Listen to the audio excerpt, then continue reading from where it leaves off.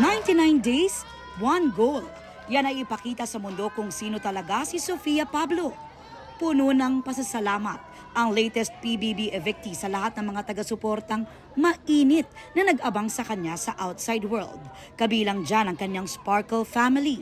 Present sa kanyang homecoming, si GMA Network Senior Vice President Attorney Annette Gozon Valdez at Sparkle GMA Artist Center First Vice President Joy Marcelo. Hindi rin siyempre mawawala ang other half ng Team Jolly na si Allen Ansay na may pa-flowers pa kay Sophie. Sinasabi ko nga po na even if I got evicted, feeling ko talaga big winner ako kasi yung love, yung support na natanggap ko paglabas, sobrang it's more than what I asked for kay Lord. More than 3 months ang inilagi ni Sofia sa PBB house at pag-amin niya, iba raw sa kanyang inaasahan ang bumungad sa kanya sa outside world.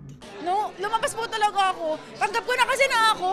So sabi ko, okay, handa na akong harapin yung mga bashers. Tapos paglabas, nawala sila lahat. Tapos naging love. So, niyak talaga ako nung lumabas ako.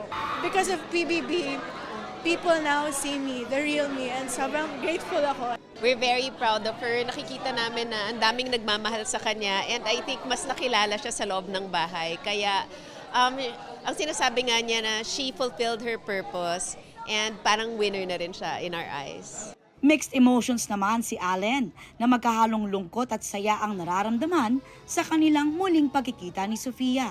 Siyempre naman, nakakapanghinayang din na lumabas na siya sa bahay. Pero nakaka-proud kasi kumbaga yung first goal talaga ni Sophie bago pumasok is makilala siya ng mga tao. And paglabas niya talagang nagulat siya na ang dami na nagmamahal sa kanya.